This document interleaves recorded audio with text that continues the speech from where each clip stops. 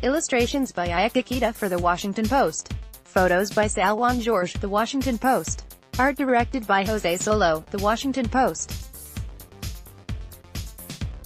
Moscow, 3 weeks remain in this World Cup, 3 more weeks of stoppage-time stunners, goalkeeping howlers and video replay reversals until the billion people are watching final kicks off at Luzhniki Stadium on July 15. One could make a strong case, though, that some of the most dramatic moments will play out over the next 4 days, perpetrated in some cases by teams that will head home by the end of the week. We have reached the last round in the group stage, and unlike the previous set of matches, respective group games will kick off simultaneously. Want smart analysis, opinions, viewing guides and more from the World Cup? Sign up for our month-long newsletter. Every match day through the final July 15. The purpose is to minimize chicanery. The result, however, is 90 minutes of high anxiety, obsessive smartphone checking and abrupt turns of fortune at, in some cases, 2 tense venues hundreds of miles apart. Take, for example, Mexico, which sits atop Group F with 6 points and seems certain, on the surface, of advancing to the round of 16. If El Tri falls behind Sweden on Wednesday in a venue near the boundary between Asia and Europe, Mexican supporters will want to closely monitor the status of the Germany-South Korea match unfolding 600 miles to the west.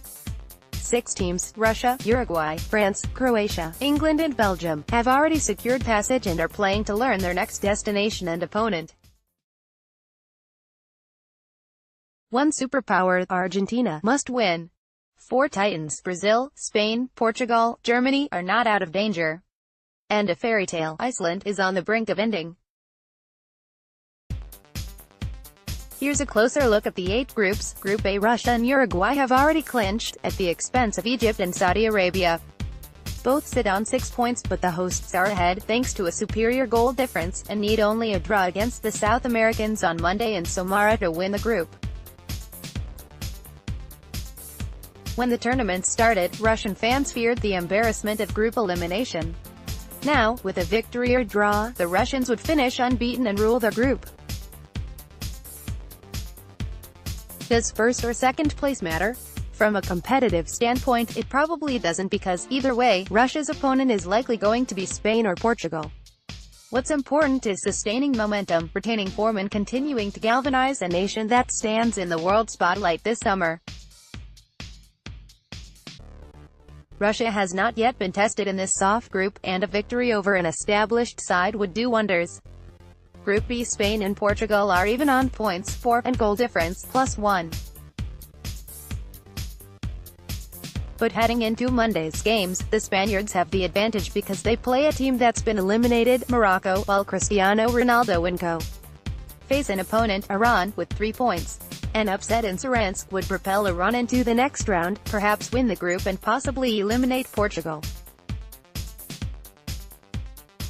A Spanish victory is far from certain.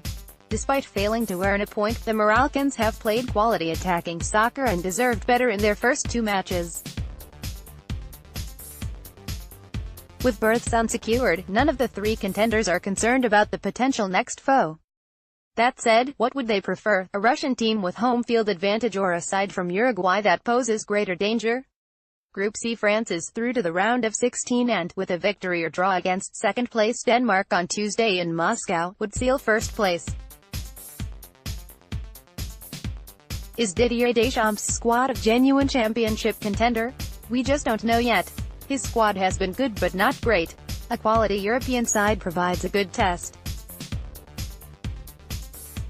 The Danes, 4 points, are unbeaten and on course to finish second with a draw, but if they fall behind, they will have to remain mindful of the Australia-Peru match in Sochi. The Aussies, 1 point, could pull level with Denmark on points, and pull ahead on goal difference by defeating Peru. Here's the thing, though, although the Peruvians have been eliminated, they are more talented than Australia. By remaining motivated in their first World Cup appearance in 36 years, the Peruvians could end the Aussies' distant hopes. Group D. There was no reason to project France's next opponent because the situation in this group remains too unsettled. We know Croatia, 6 points, is almost certain to finish first. The only team that can catch up is Nigeria, but Croatia's +5 goal difference is all but insurmountable. So even if the Croats were to lose to Iceland on Tuesday in Rostov-on-Don, we'll figure them for first place. The rest is a mess. Besides Iceland, 1 point, facing a must-win situation, Nigeria, 3, needs at least a draw against desperate Argentina in St. Petersburg. If that were to occur, the only way Iceland would topple the Nigerians would be to beat Croatia. Good luck by multiple goals. Messi and Argentina, two-time champions and 2014 finalists, cannot do it by themselves. Beating Nigeria is the first step. While their match transpires, they'll be rooting for Croatia to defeat or tie Iceland. Group E, Brazil and Switzerland are tied on points, 4. The Brazilians have a slight advantage in goal difference in case they finish even, but they also have a tougher matchup, Serbia, 3 points, on Wednesday in Moscow, while the Swiss play Costa Rica, none, in Nizhny Novgorod.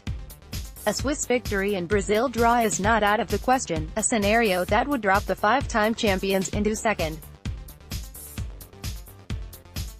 Group F, Germany's dramatic victory over Sweden set the stage for a nail-biting finish to the group. There is a chance 3 teams could finish with 6 points, triggering perhaps layers of tiebreakers. For that to happen, Germany, 3 points, would have to defeat South Korea on Wednesday in Kazan, and Sweden, 3, would have to beat Mexico, 6, in Ekaterinburg. The tie-breaking order: goal difference, goals scored, head-to-head and fair play conduct, yellow cards, red cards. If all else fails, FIFA will draw lots. Mexico has been in terrific form and could end much of the suspense by winning again. By doing so, it would probably avoid Brazil in the round of 16 and maybe set up a Germany-Brazil showdown. Group G, we know who is moving on. Both England and Belgium have 6 points, plus 6 goal differences and 8 goals scored. So naturally they'll draw Thursday in Kaliningrad, right? Both could use a good test before the knockout stage begins.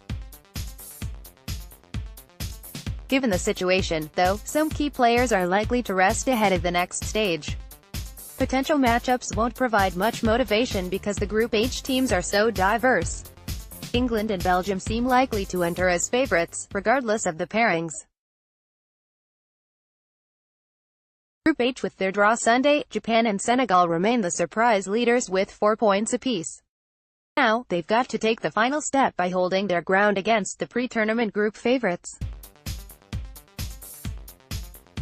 While Japan gets to play eliminated Poland, no points, in Volgograd, Senegal faces a massive challenge in Samara against Colombia, 3, a 2014 quarter-finalist that got back on track Sunday in emphatic fashion by defeating the Poles.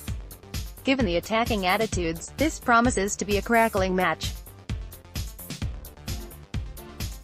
Read more about the World Cup, complete standings, results and schedule. How well do you know the World Cup countries? Take our nesting doll quiz. FIFA investigates Switzerland player's goal celebration. An Albanian nationalist gesture. The strange, sad mood in Italy as the national team misses the World Cup for the first time in 60 years.